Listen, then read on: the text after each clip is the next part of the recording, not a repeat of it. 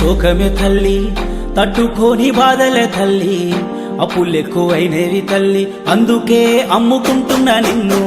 ఇంట్లో ఒక్క రూపాయి లేకున్నా అప్పు తెచ్చి చేసిన వ్యవసాయం లాభమైతే రాకున్నా గాని నష్టాల్లో నన్నెందుకు దోసేనమ్మా. మట్టి తల్లి నేను ఎట్లా మరిసేదే, నువ్వు పెట్టిన కూడును నేను గుర్తుంచుకుంటానే.